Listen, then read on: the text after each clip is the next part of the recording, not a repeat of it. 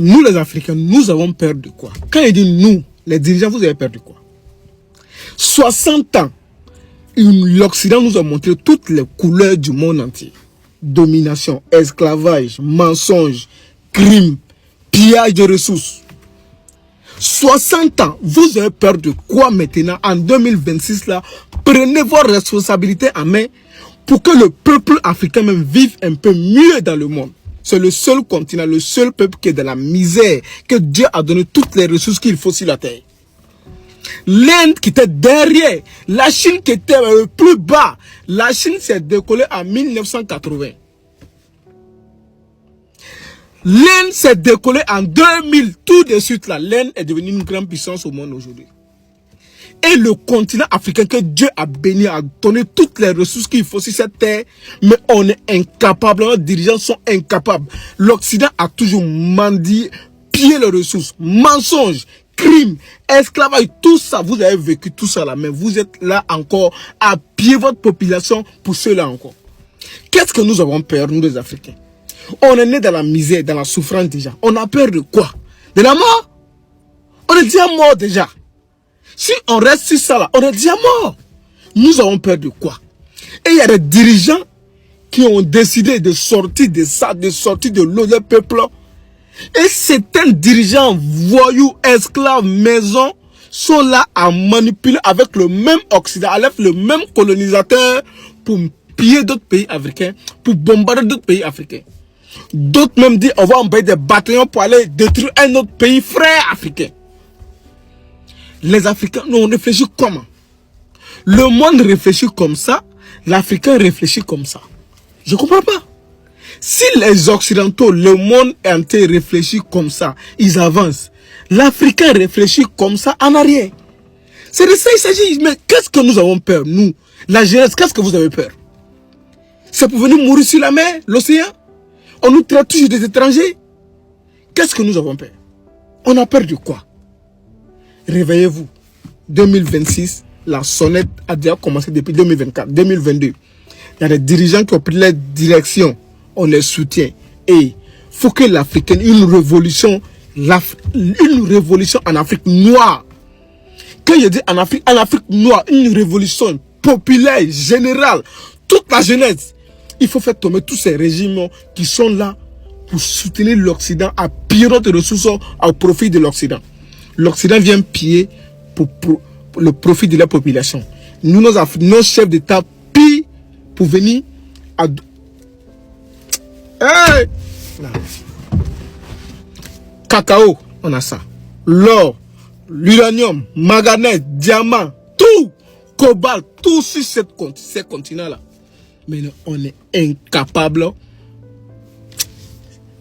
On meurt comme ça, tous, on va aller en enfer. Directement. Dieu va nous demander.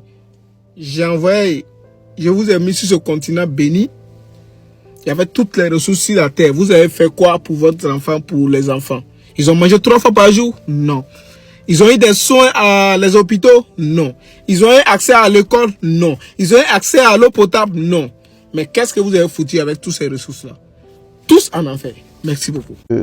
Emmanuel Macron pense que le panafricanisme est ce que je pourrais appeler un effet de mode. Il pense que, bon, oui, les gentils Africains sont un peu fâchés, ils sont en train de revendiquer des petits trucs. Ils sont manipulés par les Russes, ils ne sont pas intelligents, et voilà, bon, je vais rentrer parmi eux, justement comme un loup déguisé en agneau, bon, je vais faire comme on avait l'habitude de faire, et puis, voilà, ça passe sous silence. Parce que c'est toujours comme ça qu'ils avaient fonctionné. Aujourd'hui, il ne réalise pas encore. Il est dans le déni. Il n'a pas encore réalisé que les choses ont vraiment drastiquement changé. Parce que voilà un sommet avec des sommettistes que j'appelle les chefs d'État de ce qu'ils sont eux-mêmes. Et le monsieur, il est occidental, il est européen, il est sur une terre africaine. Il y a une grande cérémonie, un grand forum, un grand sommet. Il y a un maître de cérémonie. Mais lui, il se lève de son propre chef. Il se lève, il prend le micro à la dame. Pendant qu'il avançait, la dame dit, mais ce n'est pas encore votre tour. Et il veut déjà parler. Vous voyez, il y avait déjà un manque de respect. Ouais. Il se lève, il est président, il prend le micro, je dirais, il arrache le micro d'autorité et il se met à dire « Hé, hé, hé, hé !» Hey, guy. À moins qu'il soit devenu un DJ, hey, ouais, non, ouais. Peut-être que s'il est en train de devenir, je trouve que c'est très malsain, d'accord? C'est très méprisant. Et c'est ce que je dis, c'est un individu psychotique, il faut l'analyser en analysant les comportements traumatiques dont il fait étalage. Pour revenir à la question posée, lorsqu'on parle du panafricanisme, il ne faut pas oublier le fondement essentiel du panafricanisme. C'est l'identité fondamentale. Chaque peuple a une identité fondamentale. Et donc, le peuple africain décide d'exprimer son identité fondamentale à travers ce qu'on appelle un ensemble de mécanismes, comme par exemple une idéologie qu'est le panafricanisme. Donc le panafricanisme n'est pas un simple concept. Vous savez, entre l'Occident et l'Africain, les Occidentaux fabriquent facilement les concepts. Des concepts qui ne tiennent à rien, comme on fabrique le dollar à partir de rien. Et donc, ils fabriquent facilement des concepts. Et pour eux, un concept peut fabriquer de rien du tout. On peut manipuler le concept. Mais en Afrique, nous fonctionnons sur ce que nous sommes. Donc, le panafricanisme est basé sur l'identité fondamentale. C'est l'expression idéologique, c'est l'expression comportementale, c'est l'expression culturelle d'un peuple qui veut donc s'exprimer. Or, quand vous prenez Macron, l'Afrique est aux Africains aujourd'hui. Hein. Le précaré africain de la France en matière économique est en voie de rétrécissement constant. Le précaré, c'est ça ce qui nous donnait une posture internationale, un poids international. Nous ne pouvons pas héberger toute la misère du monde, ce n'est pas possible. C'est pas l'Afrique qui a besoin de la France, c'est la France qui a besoin de l'Afrique. On pesait dans la marche du monde parce qu'on avait l'Afrique derrière nous. Ce n'est plus le cas. En Europe, il n'y a plus grand-chose. Tout se trouve en Afrique, les richesses, toutes les richesses minières, énergétiques. Le problème, c'est qu'il n'y aura pas de matière première pour nous. Point barre. Avec cette importance stratégique pour la France que représente l'Afrique, qui était notre débouché naturel pendant tant d'années. Une grande partie de l'argent qui est dans notre porte-monnaie vient précisément de l'exploitation, depuis des siècles, de l'Afrique. Dans l'esprit du général, indépendance ne signifie pas liberté. Il est hors de question de perdre le contrôle des anciennes colonies. Quand De Gaulle a donné l'indépendance à ces pays africains, il ne leur a jamais promis le développement. Si la France n'avait pas les colonies africaines, parce que c'est ainsi qu'il faut les appeler, elle serait la 15e puissance économique mondiale. Cette fin de l'abondance, cette fin de l'insouciance. Nous le savons tous, les uns et les autres, l'Afrique est une région où se joue une partie de notre avenir commun. On vient de perdre l'Empire. C'est au fond une grande bascule que nous vivons. On n'est plus rien. C'est dramatique. Est-ce que la France pourrait se relever de ça ou est-ce que c'est... L'Afrique est notre avenir. L'Afrique est notre avenir parce que... En France, on n'est plus dans un pays riche. On est dans un pays qui est en voie d'appauvrissement très rapide et qui va s'accélérer. On peut pas avoir d'industrie nucléaire si on n'a pas d'uranium et on a perdu le Niger. Au niveau de l'Arabie Saoudite, le financement des terroristes, la communication pour des terroristes, les autorités compétentes du Burkina Faso, du Mali et du Niger doivent sanctionner l'Arabie Saoudite pour ses actions. Actuellement, si ce n'est pas caché, ils font ça vis-à-vis façon dont l'impérialisme, façon dont la France se comporte dans l'AES là. C'est de même chose que l'Arabie Saoudite se comporte. Donc nous devons sortir dans l'hypocrisie et nous devons dire les vrais noms à ceux-là qui viennent nous attaquer. Et l'Arabie Saoudite fait partie l'un des pays qui attaquent l'AES aujourd'hui. L'Arabie Saoudite fait l'un des pays, il fait partie de la France pour attaquer l'AES aujourd'hui. Retenez quelque chose que dans ce combat, il y a des gens qui financent, il y a des gens qui ravitaillent des armes et il y a des gens aussi qui facilitent à faire rentrer des matériels de terreau dans notre espace l'AES. Et quand on dénonce,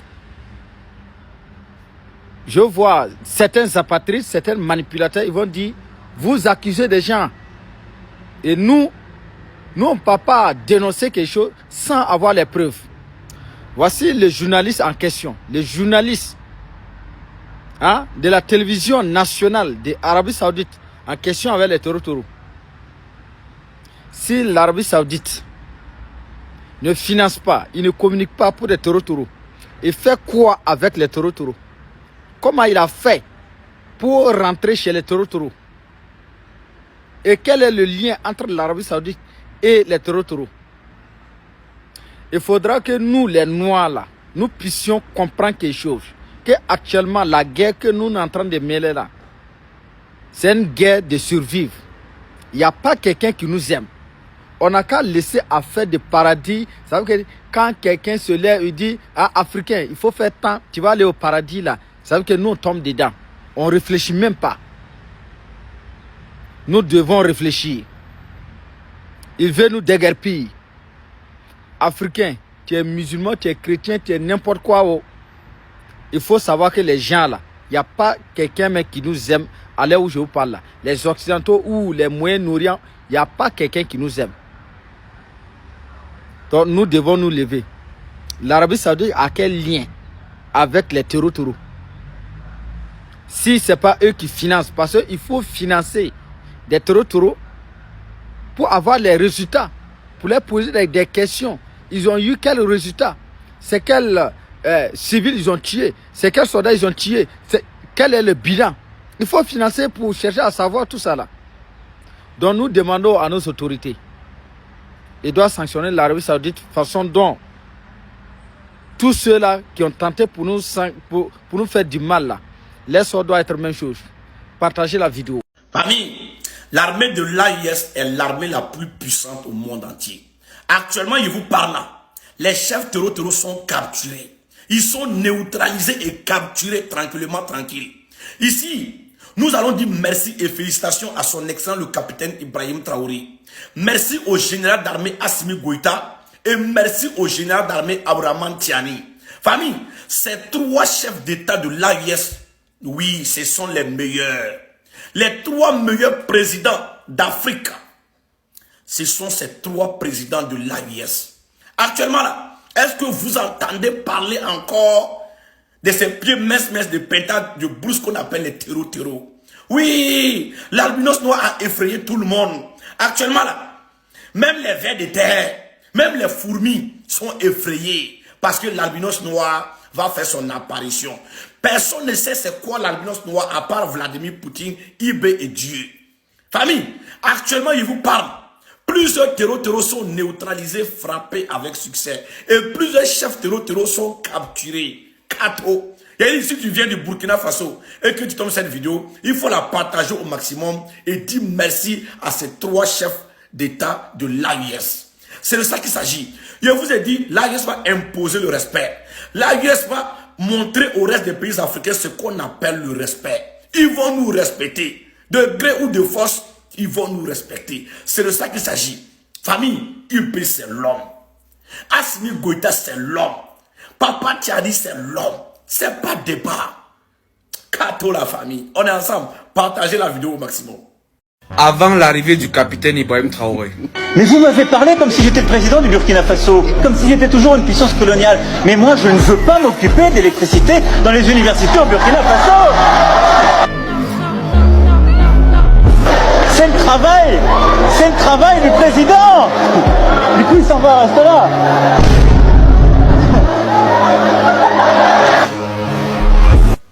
Les Burkinabés doivent remercier le capitaine Ibrahim Traoré jour et nuit. Hey! Le Burkina était dans quoi, les gars? Le Burkina était dans quoi, il faut me dire, les gars? Et c'est le Burkina était un champ de maïs pour Macron ou bien c'est comment, les gars? C'est lui qui tout seulement la cheville d'Ibrahim Traoré. Il faut me dire. Oui, le Burkina a retrouvé sa valeur, les gars.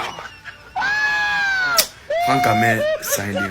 C'était prévisible et c'était une évidence que l'interdiction de l'exportation du bétail au niveau du Burkina Faso allait avoir un impact vraiment dérangeant au niveau de la sous-région. Et en Côte d'Ivoire, ça a déjà commencé. Regardez ce bout de vidéo là. Et puis je reviens. Il est là. Tu es un critique littéraire. Et donc quand on regarde quelque chose, ensemble on ne voit pas la même chose. Moi j'ai vu les deux images. L'image du président Talon, j'ai vu l'image du premier ministre nigérien. Là où j'ai vu la sérénité, c'est au Niger. C'est ça que moi j'ai vu. Vous pouvez repartir, regarder les vidéos, vous pouvez voir ce que vous allez voir, mais moi j'ai vu la sérénité du côté du Niger. Et le Niger ne s'est à aucun moment, c'est-à-dire le Premier ministre ne s'est à aucun moment mis en position du nécessiteux qui veut qu'on ouvre on fasse passer les pétroles par ici. Il n'a jamais été dans cette position. Vous avez un pays qui est enclavé et qui est protégé dans son enclavement par des lois au plan international. Et brutalement, on ferme toutes les frontières, même les médicaments ne peuvent pas traverser les frontières, rien ne pouvait traverser les frontières. Et ce pays a dû se replier sur lui-même pour retrouver la résilience qu'il faut pour pouvoir résister à cet événement qui se produit. Et vous voyez, le pays a commencé à déployer, à développer d'autres tuyaux de respiration. Et vous revenez, vous dites, c'est-à-dire que vous avez fait cela. Le pays a résisté. Le pays est resté égal à lui-même. Le Niger a trouvé les moyens de sa résilience et a survécu à la situation qui s'est posée à lui.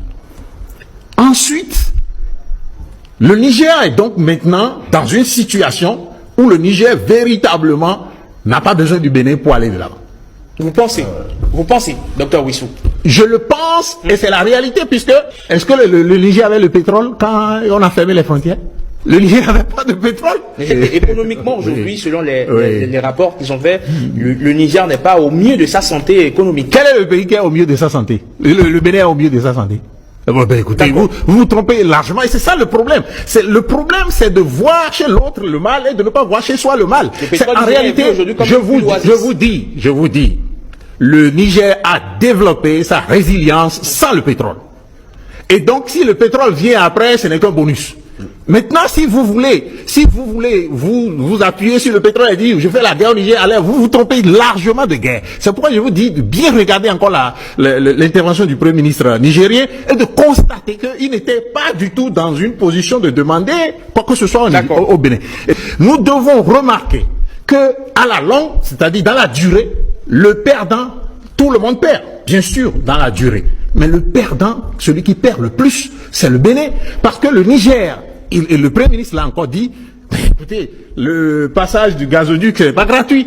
Ça crée des emplois au Bénin, ça donne des taxes au Bénin. Ça permet quand même aussi au Bénin, comme vous le dites, si le Niger a des problèmes parce qu'on a fermé le gazoduc, le Bénin aussi aura des problèmes. Donc il y a un certain nombre de choses que nous devons comprendre. Et à partir du moment où on a compris ça, nous devons pouvoir adopter un profil bas et aller vers le Niger, bien sûr. Quand c'est bon. On savait très bien que le Qatar et l'Arabie Saoudite et certains pays arabes soutiennent fermement ces groupes territoriaux-là pour venir déstabiliser l'AIS et pouvoir amener ses frères arabes pour venir nous remplacer. Ça veut dire qu'actuellement, la peau noire sur les propres terres est en danger. Ici, j'interpelle à toutes les Noirs.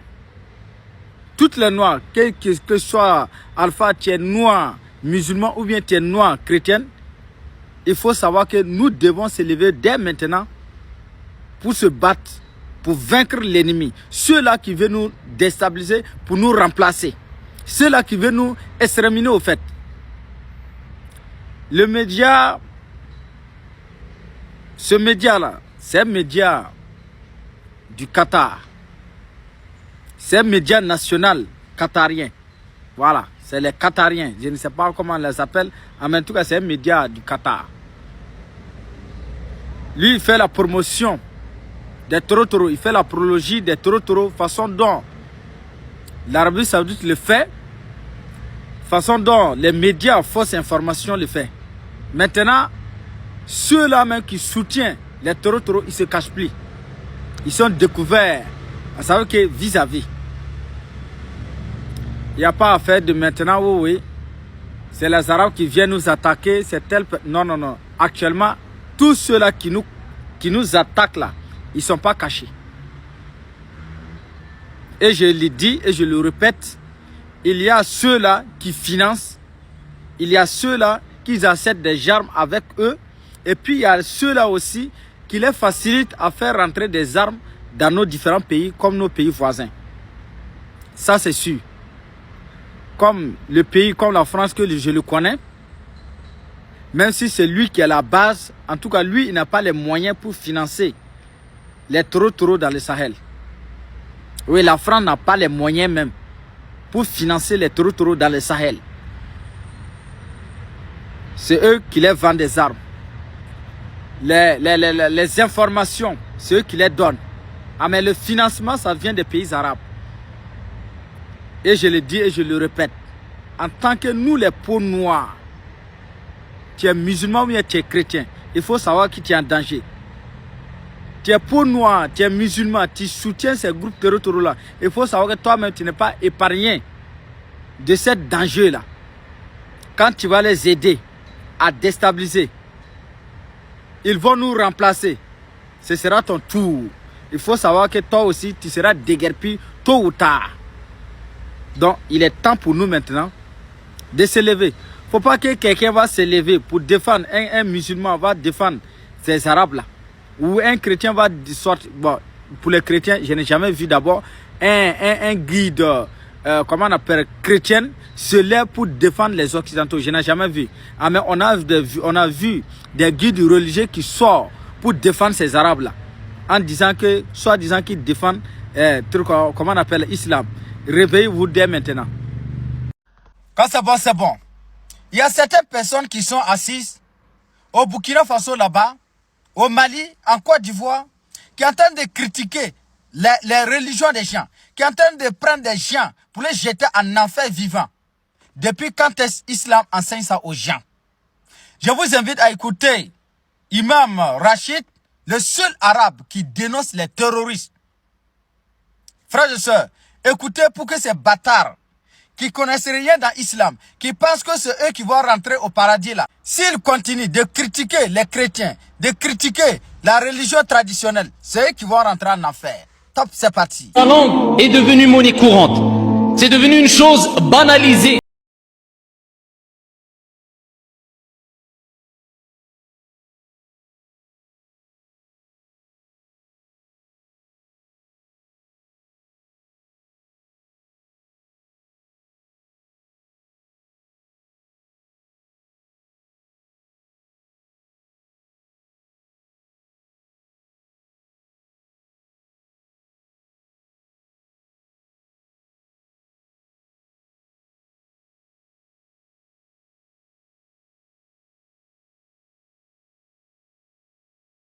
C'est bon, c'est bon.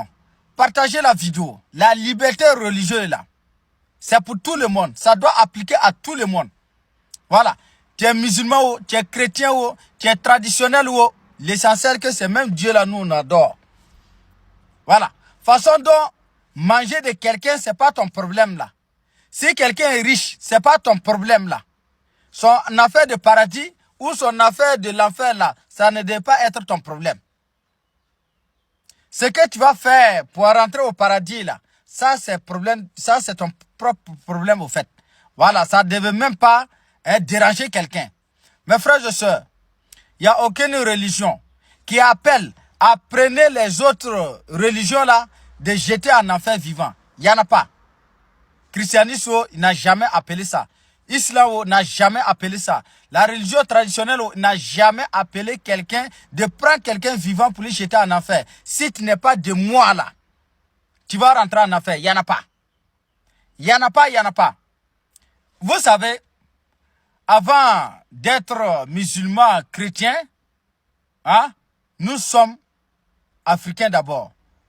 Voilà, nous sommes burkinabés, maliens d'abord. Avant d'être chrétiens, avant d'être musulmans. Maximum de partage.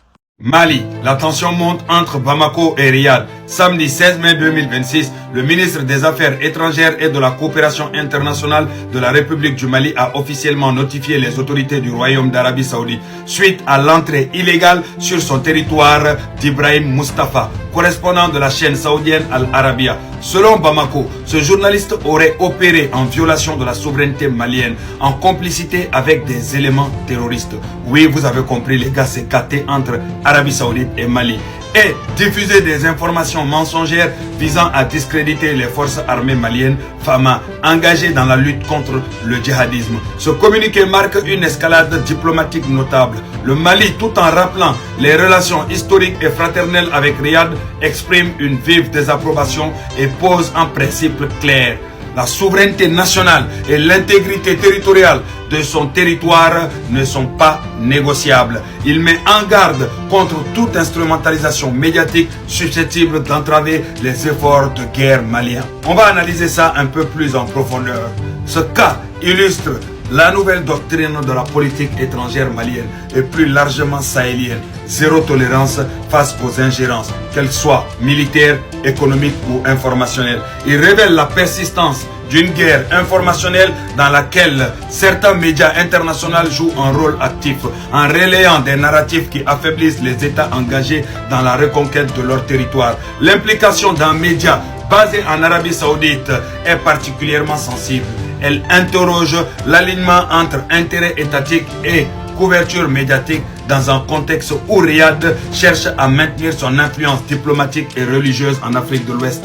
Dans un Sahel en plein reconfiguration géostratégique où les États reprennent progressivement le contrôle de leur sécurité et de leur récit national. Ce type d'incendie témoigne d'une tension croissante entre souveraineté africaine émergente et les anciens schémas de tutelle informationnelle. Les autorités maliennes envoient un message clair à la communauté internationale. Le temps où l'on pouvait impunément ternir l'image des armées nationales tout en flirtant avec les groupes armés est révolu. L'Afrique doit développer ses propres capacités de veille informationnelle et de communication stratégique. La souveraineté se joue aussi sur le terrain des idées et des images. Vigilance et discrétion sont plus que jamais nécessaires. Vive le Mali, vive les FAMA. Un peuple, un but, une foi. Alors les amis, incroyable mais vrai. Soi-disant Efela accuse Mohamed Dicko de l'avoir pas à remplir sa mission. Le JNIM accuse aussi les Efela de les avoir mis en première ligne comme chair à canon. Les amis, c'est incroyable. Efela accuse Imam Dicko et JNIM accuse Efela de les avoir mis en première ligne comme chair à canon.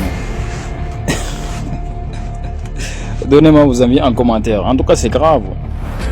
Le Nigeria mène des frappes contre les terroristes avec les États-Unis. Le Nigeria est en proie au terrorisme sans précédent. Le titre que vous voyez, c'est un titre révélateur de l'échec total de la CEDEAO.